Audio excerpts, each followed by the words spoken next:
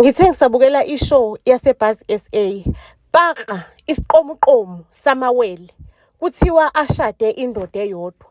Abusiswa ngabantwana abawu10, 5 umfazi ngamunye. Amantombazane kuphela. Hayibo, nezingane zakhona azizinhle kanje.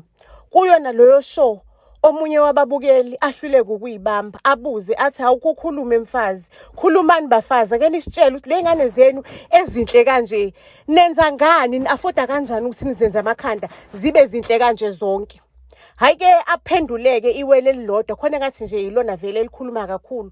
Lisho ukuthi hayi thina sisebenzisa i-Evita Braids. I-Evita Braids ama-price wakhona aya-affordeka. Abizwa kanconywana kunamanye ama-braids and futhi aqhamuka ngembalabala ehlukahlukene edlula u20. Thina njengoba sinezingane eziwu10 siyakwazi ukuthi le sifaka umbala omunye nale sifaka umbala omunye. It depends ngepersonality yomntwana, okusho ukuthi le mbala le irepresenta wonke ama-personality abantu abahlukahlukene. And then aqhubeka umfazi athi into ayithanda ngalama braids ukuthi pain free. Izingane zakhe aziloku nje zisafara indaba zama pain and lightweight, izingane ayisindelwa, ziyakwazi nje ukuthi zibe izingane ezingcebelekile nezikhululekile. Futhi akaxabani mangabe kuukuthi lapha endlini kudlalwa umalukalukana.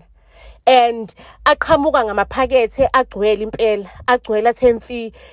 Uyakwazi nje ukuthi wena uyisebenzisele iphakethe elilodwa phe istyle. Sometimes it depends on istyle. Ningalisebenzisa nje nize nibabe babili iphakethe elilodwa. Lokho kusho ukuthi usave imali ukwazi ukuthenga amaningi. And then le fiber yakhona le is strong, extra strong, ukuthi ukwazi nje ukuthi vele nawe uyithembe, wazi ukuthi lento oyisebenzisile ayincosuki, ayenzakala inkinga. Futhi nje waze washo wathi uyithandela ukuthi bayakwazi ukudlala ngayo, bayikhele, uthola ukuthi omunye umuntu mhlawumbe benza istyle esisodwa nje, omunye ukuthi ushaye wasikhela, wasenza nje uqhamuka amanye ama-curls amahle. And then waze washo wathi ize ibe available nama-braids ashort.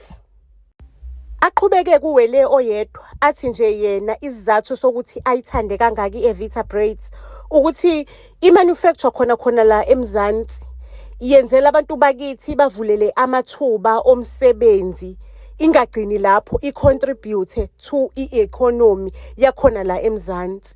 Hayi ke lo mlaleli or lo mbukeli kade ebuzile wasethi ake ningitsheleni ukuthi itholakala kuphi ke le Evita, umuntu naye ayitholele ngoba phela hayi isimo seyimali asivuki kahle.